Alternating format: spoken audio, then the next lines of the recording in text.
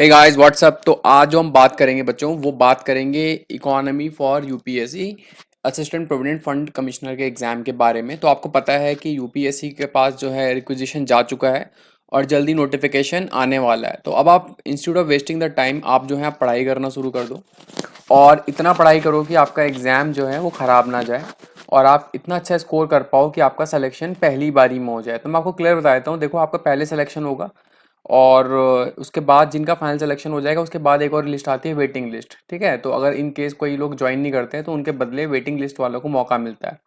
But आप कोशिश करिए कि आपका स्कोर इतना अच्छा है कि आप वेटिंग लिस्ट के चक्कर में ना पड़े।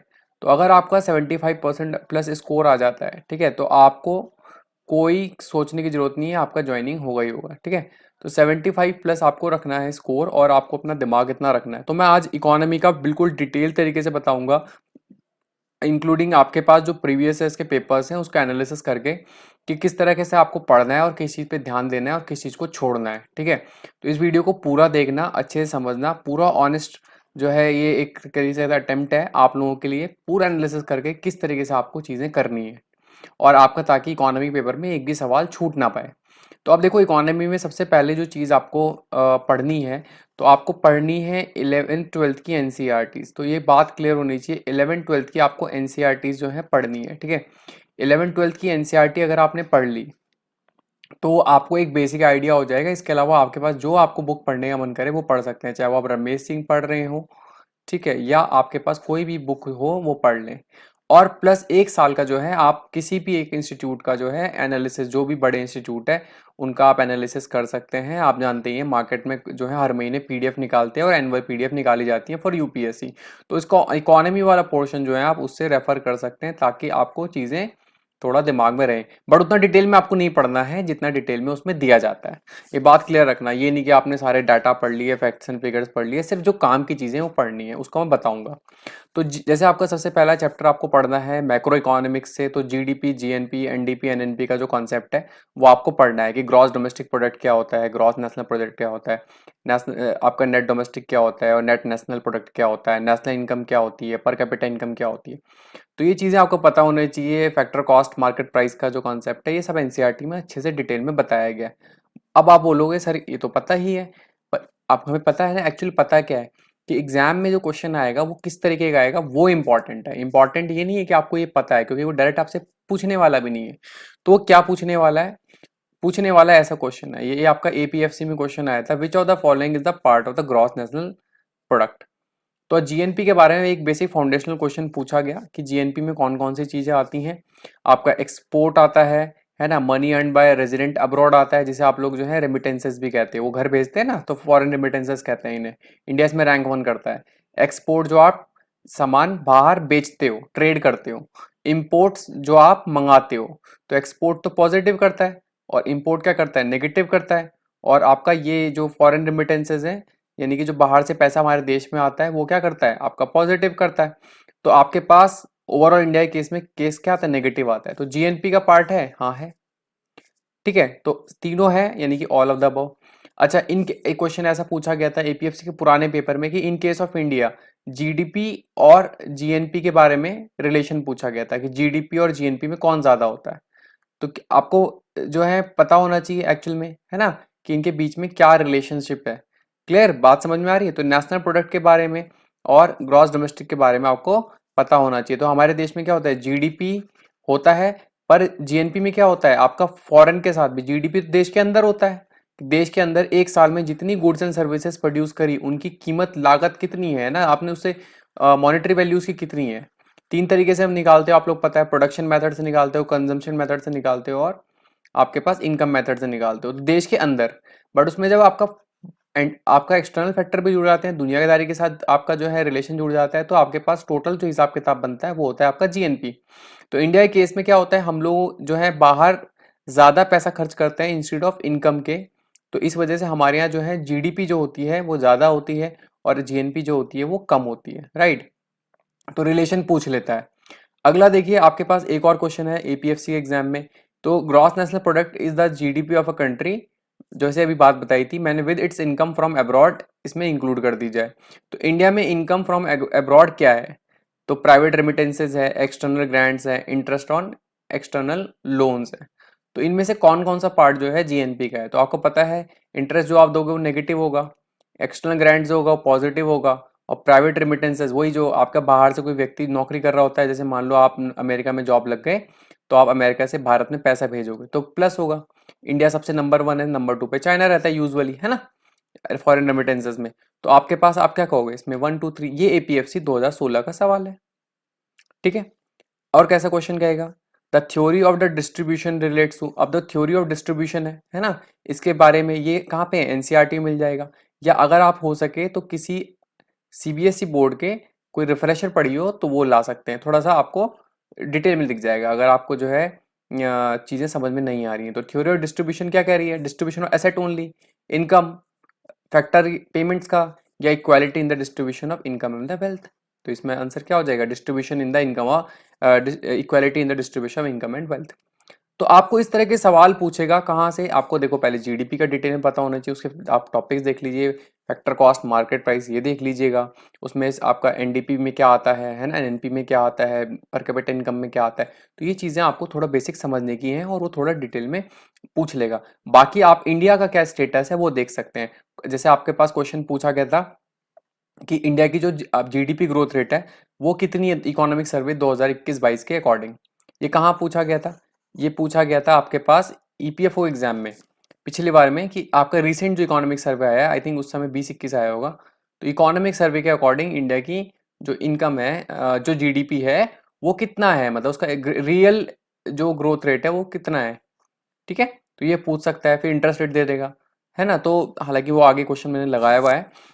तो मतलब इस तरह के डाटा जो रिसेंट में है, बट ज़्यादा आपको डिटेल में नहीं घुसना कि आप ज़्यादा घुस ही जा रहे हो, आपको घुसना नहीं है, बिल्कुल नॉर्मल डेटा पढ़ने हैं। और ये आपको किसी भी, मैं बड़े इंस्टीट्यूट किसी का नाम नहीं लूंगा, आप जानते हैं, कोई ये छुपी हुई बात नहीं है। आप उनकी पीडीएफ पकड़िए, इकोनॉमिक सर्वे का आप लोग जो है, जो आपका कम पेजों का एनालिसिस होता है वो पढ़ लीजिए, जो इंपॉर्टेंट डेटा है वो आप पेपर में लिख लीजिए। एनसीईआरटी की किताब से आप एक साफ कॉपी बनाइए, उस साफ कॉपी में एक लाल पेन, हरा पेन, जो भी आप रंग बिरंगा कर सकते हैं, प्रॉपर तरीके से लिखिए और उनके नोट्स बनाइए। और नोट्स का साइज जो होना चाहिए वो 150 पेज से ज़्यादा नहीं होना चाहिए। 100 पेज में कहूँगा, बट अगर आप 100 पे नहीं मान पाते हैं तो 150 पेज में आपके नोट्स होने चाहिए, ठीक है। और कीवर्ड्स का ज़्यादा इस्तेमाल करेंगे, ज़्यादा लंबा चौड़ा नहीं लिखना है। अब देखिए इन्फ्लेशन के जैसे सवाल आ जाते हैं, है ना। अब आपको पता है अभी इंडिया में इन्फ्लेशन की बड़ी कंडीशन खराब चल रही है, सीपीआई इन्फ्लेशन, है ना। दो टाइप के होते हैं, डब्ल्यूपीआई होता है, सीपीआई होता है। एक होता है होलसेल प्राइस इंडेक्स और एक होता है कंज्यूमर प्राइस इंडेक्स। अब कंज्यूमर प्राइस इंडेक्स में आपके पास क्या होता है? रूरल लेबर का भी होता है ना, इंडस्ट्रियल वर्कर का भी होता है। तो ये कौन रिलीज करता है ना, डब्ल्यूपीआई कौन रिलीज करता है। फिर इनके बारे में थोड़ा सा ये कि इस समय क्या रेट है, और इन्फ्लेशन क्यों होता है, महंगाई क्यों होती है, महंगाई दर का मतलब क्या होता है, इन्फ्लेशन रेट क्या होता है ना। और आपको पता है 2016 में मॉनेटरी पॉलिसी कमेटी बनाई थी, क्या कंट्रोल करने के लिए? आपका तीन उसमें सेंट्रल गवर्नमेंट के मेंबर होते हैं, तीन आपके रिजर्व बैंक ऑफ इंडिया के होते हैं। और रिजर्व बैंक ऑफ इंडिया के गवर्नर को कोई वीटो पावर नहीं होती, मॉनेटरी पॉलिसी कमेटी में नहीं होती ना। और वो क्या करते हैं? हमारी इन्फ्लेशन को कंट्रोल करते हैं, महंगाई दर को, क्योंकि महंगाई दर ना कम कम अच्छी होती है ना ज्यादा।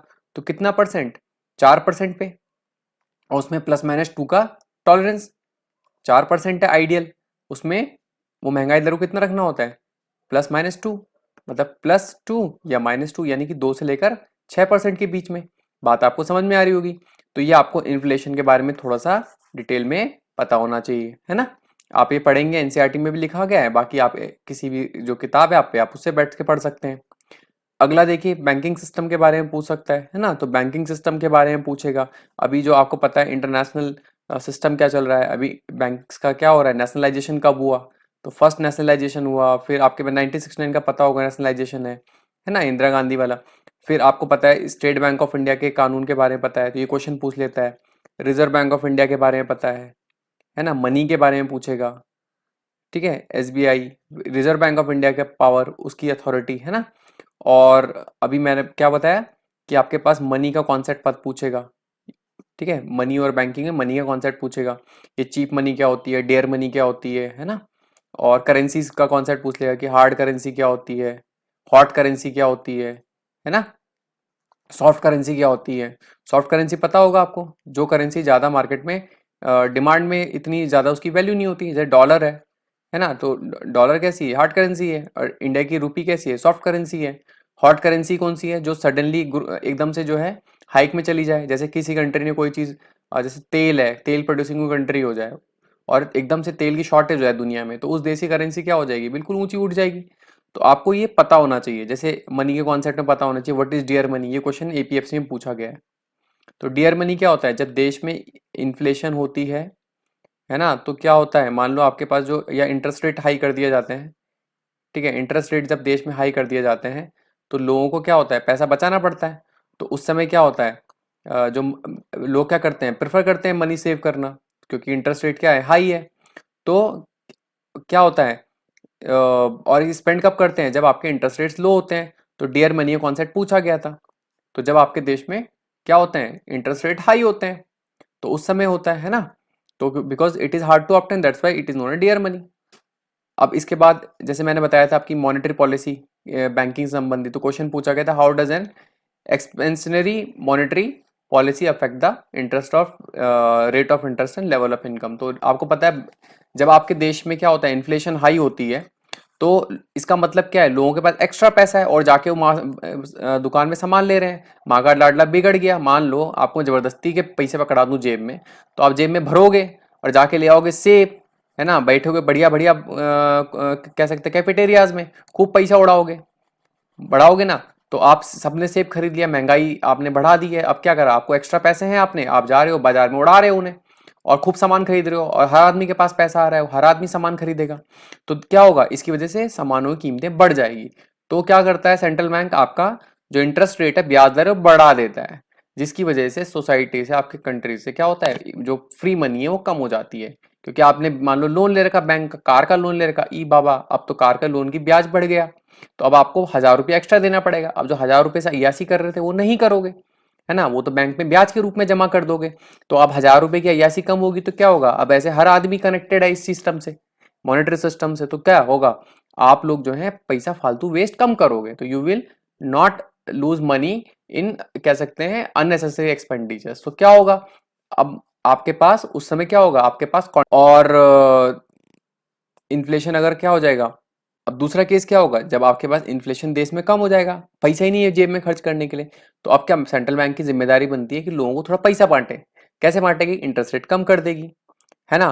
तो इंटरेस्ट रेट कम कर देगी, तो आपका फ्री पैसा आएगा, लोगों की इनकम बढ़ जाएगी, बच जाएगी, जो आपकी एक्चुअल में डिस्पोजेबल इनकम होती है। डिस्पोजेबल इनकम का मतलब सब टैक्स वैक्स पानी निकाल कर जो आपके जेब में बचता है, उसे आप कहते हैं डिस्पोजेबल इनकम।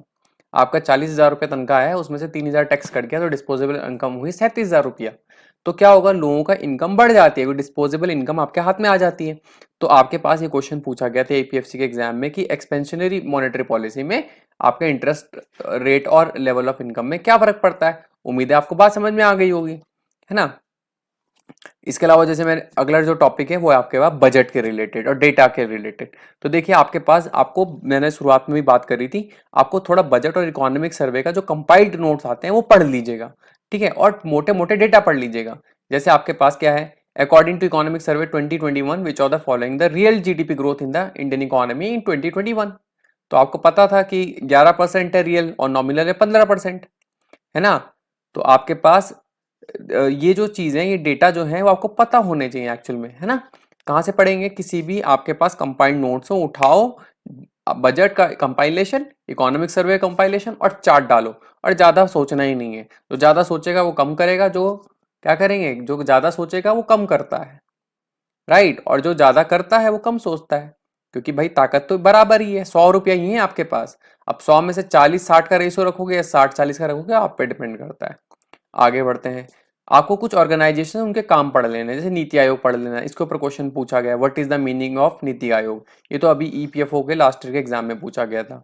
एपीएफसी के एग्जाम में पूछा होता, फाइनेंस कमीशन के कंपोजिशन पूछी हुई थी, और फाइनेंस कमीशन के कंपोजिशन के अलावा ये पूछा गया था भाई साहब कि जो है इसके फंक्शन क्या है। तो फाइनेंस कमीशन आपको पता है संविधान में आर्टिकल 280, इसका मेन काम क्या है, डिस्ट्रीब्यूशन करना पैसे का, किसके बीच में, राज्यों के बीच में और सेंट्रल के बीच में। तो फाइनेंस कमीशन आपको पता है कि 15 फाइनेंस कमीशन में उसकी जो रिकमेंडेशंस है वो क्या है ना। पॉपुलेशन को रिलेटेड उन्होंने कितना परसेंट वो दिया है, फॉरेस्ट को कितना दिया है, तो आपको ये पता होना चाहिए, राइट। तो बस मैं आपको ये रफ चीज बता देता हूँ, बाकी इनके कंपोजिशन और इसके फंक्शंस ये पढ़ लीजिएगा। और जो अभी रिसेंट आपके पास जैसे फाइनेंस कमीशन आया है, तो उसका जो कह सकते हैं उसका कंप्लीट जो इन्फॉर्मेशन आपकी हो सकती है, उसका बेसिक जो डिटेल्स हैं वो पढ़ लीजिएगा। फटाफट एक एक पेज की है, इससे ज़्यादा नहीं है, ठीक है। इसके अलावा जैसे आपके पास कोई ऑर्गेनाइजेशन है, जैसे सेबी है, उसके बारे में थोड़ा पढ़ लीजिए। आरबीआई के बारे में जैसे बताया, सेबी है ना, आरबीआई है या नाबार्ड है, ये सारी आपके पास एजेंसीज है ना, जो नोडल एजेंसीज हैं। नाबार्ड है, तो आपको ये पता होने चाहिए नोडल एजेंसीज के बारे में थोड़ा सा पढ़ लीजिएगा, राइट। या पीएफआरडीए है ना, इनके बारे में पढ़ लीजिएगा, पीएफआरडीए। ये जो ऑर्गेनाइजेशन है इनके बारे में थोड़ा डिटेल में, उनकी फंक्शनिंग वगैरह, डिटेल नहीं है कि पूरी उनकी पोथी पढ़ ली, एनुअल रिपोर्ट पढ़ ली, नहीं नहीं। आपने सिर्फ उनका कब बनी थी, क्या बनी थी, कंपोजिशन क्या है, उनका काम क्या है, दैट्स इट, बात खत्म, हिसाब किताब खत्म। इतना ही आपको रखना है। ऐसा नहीं है कि ज्ञानचंद बनना है, ज्ञानचंद बनना नहीं है। हमें पेपर निकालना है, हमारा टारगेट ये होना चाहिए, बी अर्जुन। ठीक है, ये नहीं पेड़ भी दिख रहा है, पत्ती भी दिख रहा है, हवाई जहाज भी दिख रहा है, एरोप्लेन भी दिख रहा है, स्पेस क्राफ्ट भी दिख रहा है, एलियन भी दिख रहे हैं, है ना, दुनिया जहां में कोई भी दिख रहा है। और देखो, आपका करियर सबसे इंपॉर्टेंट चीज़ है। मैं आपको पर्सनल एक्सपीरियंस से बता रहा हूँ, अगर आपका करियर स्ट्रांग है, कि चीज़ें स्ट्रांग है, तो लाइफ बिल्कुल स्टेबल रहेगी। ठीक है, आप जो है, मैं बिल्कुल आपसे एक हाथ जोड़ के रिक्वेस्ट कर रहा हूँ कि खूब पढ़ो, इतना पढ़ डालो कि पेपर जो है खुद ब खुद निकल जाए। आगे है, देखो बच्चों, आपके पास अगली जो चीज़ है वो है आपके पास स्कीम्स ऑफ सोशल सिक्योरिटी। तो सोशल सिक्योरिटी की स्कीम्स आपको बहुत अच्छे से पढ़नी है। जैसे सुकन्या समृद्धि योजना है, अटल पेंशन योजना है, मिनिमम वेजेस एक्ट है, मैटरनिटी रिलीफ के लिए क्या चीजें हैं, आत्मनिर्भर भारत में क्या है ना, प्रधानमंत्री जन धन योजना क्या है ना, जननी सुरक्षा योजना क्या है, जीवन ज्योति बीमा योजना क्या है, प्रधानमंत्री सुरक्षा बीमा योजना क्या है। ठीक है जी। तो ये पूछा गया सवाल है, इनके ऊपर पूछता है। जैसे बताता हूं आपको, क्वेश्चन ये पूछा गया था एपीएफओ के एग्जाम में लास्ट ईयर, क्या पूछा गया था, what is the maximum amount that can be deposited under Sukanya Samriddhi Yojana. तो आपको पता होना चाहिए 1.5 लाख है। इसके अलावा ये भी पूछ लेता है कि उम्र कितनी होनी चाहिए बच्ची की, है ना, या इससे रिलेटेड कोई और एट्रीब्यूट। या अटल पेंशन योजना के बारे में पूछा गया था ईपीएफओ के एग्जाम में, तो 18 से 40 का बंदा इसमें एनरोल हो सकता है।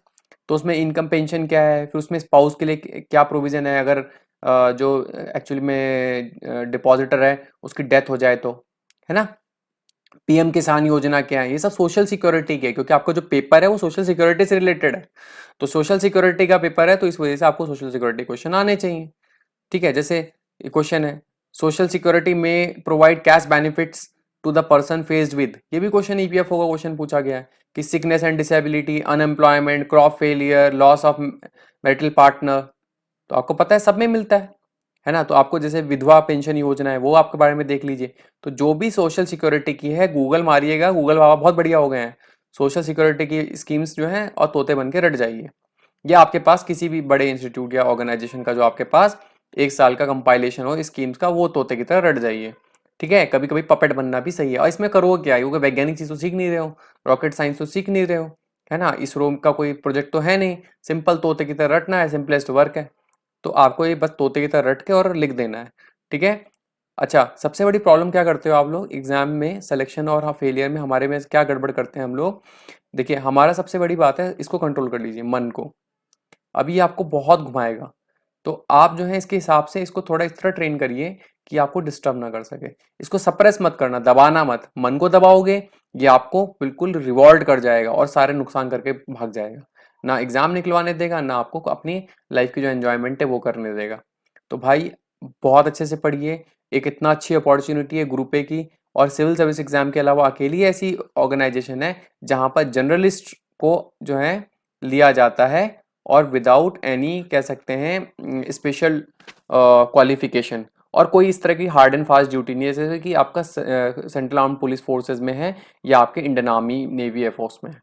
तो सिंपल जॉब है, ग्रुप ए जॉब है, और बढ़िया आराम से 60 साल तक के लिए सरकारी जो है कह सकते हैं एम्प्लॉय बन जाओगे, ऑफिसर बन जाओगे, प्रमोशन होता रहेगा। लेवल 14 तक तो आपको जाने तक कोई नहीं रोक सकता, एंड समटाइम्स लेवल 15। तो level 14 is equal to the joint secretary of the government of India.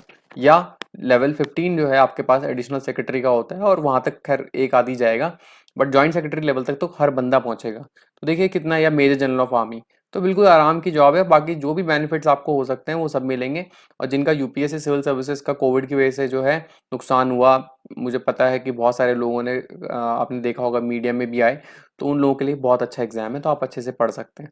ठीक है, एक और क्वेश्चन जैसे पूछा गया था, प्रधानमंत्री सुरक्षा बीमा योजना, तो ये हर बैंक होल्डर के लिए है जो अप टू द 60 है, बिल्कुल गलत है। ऐसा तो कुछ नहीं है प्रधानमंत्री सुरक्षा बीमा योजना में ना। और it is a life insurance cover, it is an accidental insurance, death and permanent disability due to accident. तो आपको क्या है, प्रधानमंत्री सुरक्षा बीमा योजना, तो ये आपको पता होना चाहिए। तो प्रधानमंत्री सुरक्षा बीमा योजना क्या है, 18 से 70 के लिए है। ठीक है, ऑल बैंक के लिए। और इसमें क्या, परमानेंट डिसेबलमेंट एंड एक्सीडेंट, तो ये क्या हो गया, ये तो गलत हो गया, 60 वाला गलत हो गया, 70 है। लाइफ इंश्योरेंस है और बाकी क्या है, एक्सीडेंटल इंश्योरेंस डेथ है, तो इसमें 3 हो गया, तो 3 वाला। तो आपको क्लियर होना चाहिए। और कौन सा आपका, मान लीजिए आपको ये 1 डिलीट हो गया, तो आप चारों ऑप्शन में देखिएगा 1 किस किस में डिलीट हो रहा है।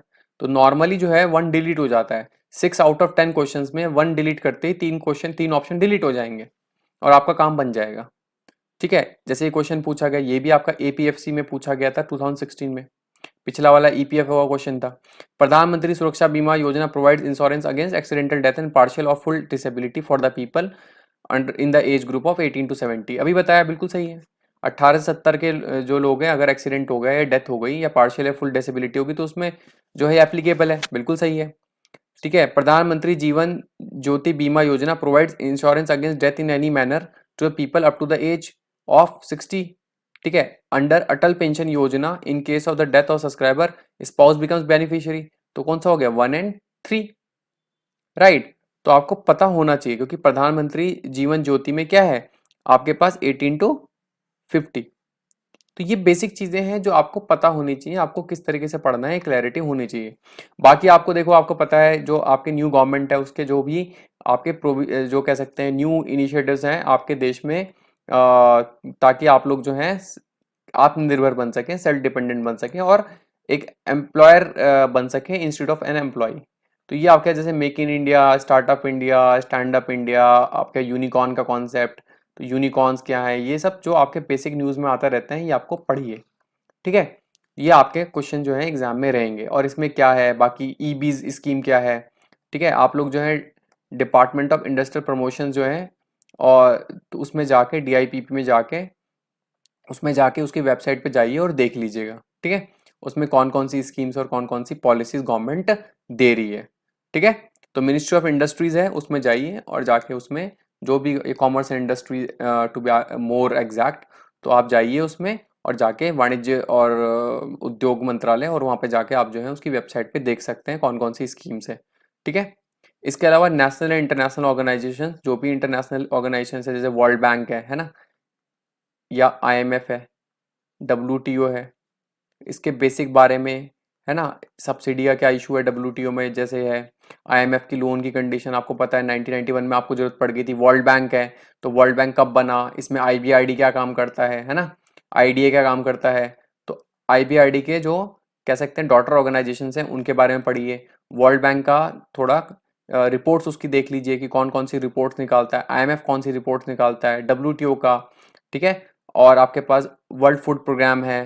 तो जो भी आप सीधे गूगल में मारिएगा इंटरनेशनल ऑर्गेनाइजेशन, विकीपीडिया के पेज खुलेगा और उनकी जो भी रिपोर्ट्स हैं वो देख लीजिएगा। और रिपोर्ट्स को अलग से देखने के लिए आप क्या करिए, गूगल में करिए रिपोर्ट्स बाय इंटरनेशनल ऑर्गेनाइजेशन। तो बहुत सारे ऐसे जो है आज की डेट में आपको सेक्शंस मिल जाएंगे, ऐसी वेबसाइट्स मिल जाएंगी जिनमें इसके बारे में डिटेल्स में लिखा गया है। तो पूरी वीडियो आप देखते रहिए। देखिए, आप अगर ये वीडियो अच्छे से कर लेते हैं तो डेफिनेटली बता रहा हूँ आपका एग्जाम में इकोनॉमी क्वेश्चन तो कुछ गलत नहीं जाएगा। जैसे आपके पास इंडियन ऑर्गेनाइजेशन है, जो है क्वेश्चन पूछा गया था, अभी इसके बारे में थोड़ा देर पहले भी डिस्कस किया था हमने। तो जैसे क्वेश्चन पूछा गया था, functions of foreign investment promotion board क्या है। ठीक है, तो ये आपके फंक्शन है, जैसे ये फंक्शंस हैं, तो इनके बारे में पूछा गया था, 1 2 3 4 1 2 3, समझ में आ रहा है ना, इनमें कौन कौन से सही हैं। तो आपको फंक्शंस चूज करने थे और फंक्शंस आपको बताने थे। ठीक है, जैसे quickly approve the foreign investment proposal, to review FDI policies and communicate to other agencies, to look over the implementation of various proposals, to take such activities that encourage FDI to that country. अब ये मैं basically क्या है, कुछ organisations जैसे जैसे repeal हो चुकी हैं। ठीक है, बट 2016 में थी, तो मैं उस हिसाब से बता रहा हूँ कि क्वेश्चन जो है आपका इस तरीके से पूछेगा, जो देश में ऑर्गेनाइजेशंस हैं, जो अभी हैं इस समय एग्जिस्टेंस में, तो उनके जो है फंक्शंस वगैरह वो थोड़ा देखने पड़ेंगे आपको, राइट। इंटरनेशनल रिपोर्ट जैसे हैं, तो अलग अलग जो इंडेक्स और रिपोर्ट है, और इंडिया की जो रैंक है, इंडिया की जो रैंक है वो जरूर आप देख लीजिएगा, और टॉपर देख लीजिएगा उसमें कौन है, इंडिया की रैंक। जैसे मैं आपको बताता हूँ कैसी रहेगा। जैसे आपका हंगर इंडेक्स है, तो उसमें इंडिया की रैंक पूछ लेगा, जैसे 101 है तो क्या है, कितने में से है, फर्स्ट कौन है। ठीक है जी। एक क्वेश्चन था इससे रिलेटेड, जैसे ये है रैंक का, ग्लोबल फायर पावर इंडेक्स 2021 में ईपीएफ में क्वेश्चन आया है, द रैंकिंग, इंडियन रैंकिंग पूछी गई है, इंडियाज रैंक पूछी गई है कि मिलिट्री पोटेंशियल में कितनी है। तो आपको पता होना चाहिए कि मिलिट्री पोटेंशियल में से फोर्थ रैंक है, तो आपको ये साल के जो रिपोर्ट्स हैं, ये तो पुराना हो गया, तो इस साल की जो रिपोर्ट्स हैं आपको किसी भी एक मैगजीन में मिल जाएगा। घटना चक्र की मैगजीन आती है वो आप देख लीजिए, या है ना, घटना चक्र की आती है, या जीके टुडे की आप देख लीजिएगा।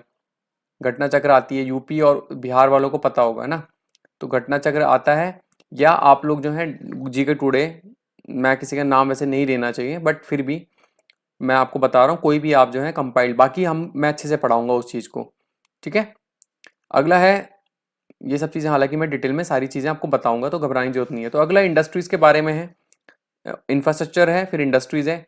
तो इंफ्रास्ट्रक्चर में आपको जो है, और इंडस्ट्री में अभी क्या स्कीम्स हैं, जैसे आपके पास वंदे भारत एक्सप्रेस है ना, तेजस एक्सप्रेस है, तो आपको पता है पीपीपी मॉडल चल रहा है ना, या सोलर के अभी आपको प्रोजेक्ट चल रहे हैं, रेलवेज में क्या चल रहा है, एनर्जी सेक्टर में क्या हो रहा है ना, तो जो भी इससे रिलेटेड जो न्यूज़ आती हैं वो आपको एक साल की पढ़नी पड़ेंगी, करंट ही आएगा इसमें से। ठीक है जी। तो जैसे रेलवे के बारे में पूछ लिया कि भाई अभी जो रेलवे है उसका इंडिया में मतलब वर्ल्ड में रैंकिंग कितनी है ना, according to the kilometres of railway lines, है ना, तो आपको यार नंबर ऑफ ट्रेन्स, तो इस तरीके की चीज़ें आपको बेसिक पढ़नी पड़ेगी। रोड्स का आप ही आपको पढ़ना पड़ेगा।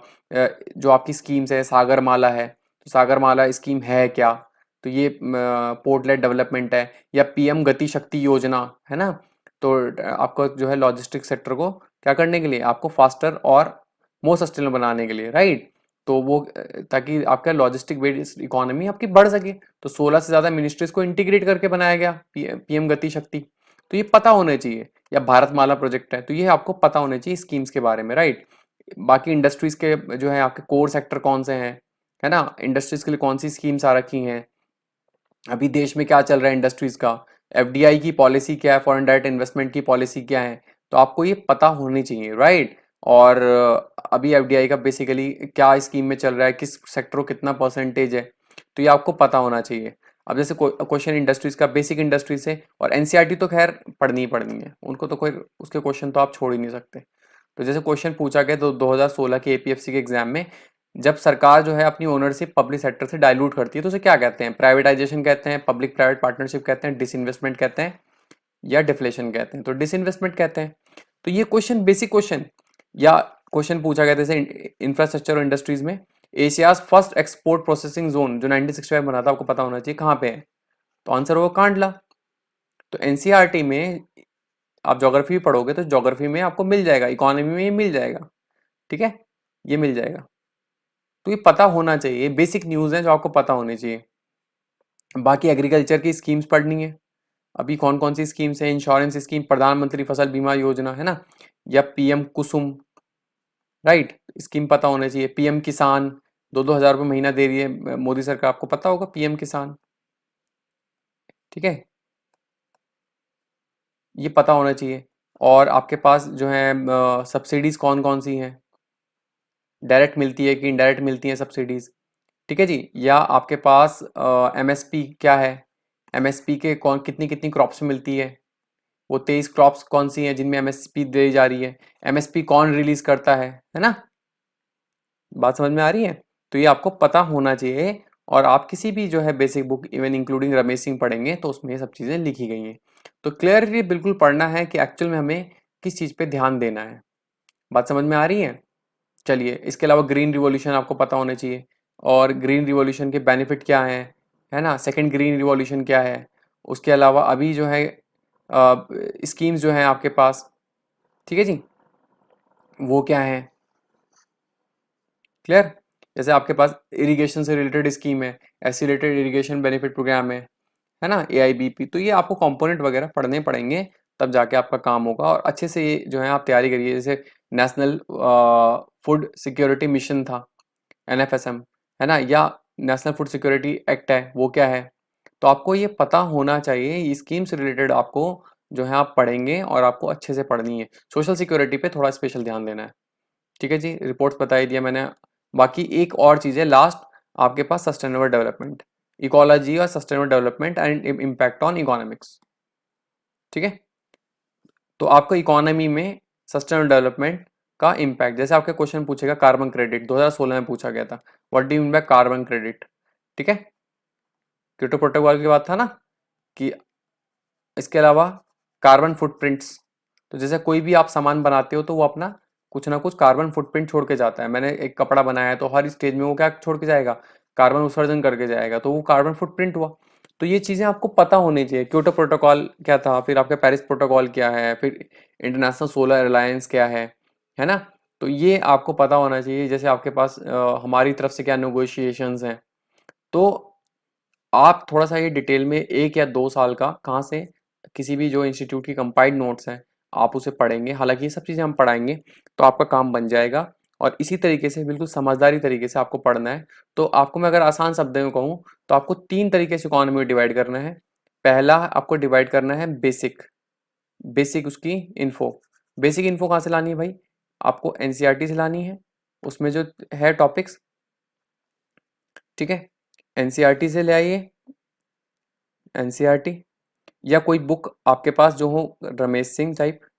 ठीक है, इन दोनों को मिलाइए और दोनों को मिला के इनके जो भी इंफॉर्मेशन बनती है उसे पढ़ लीजिए।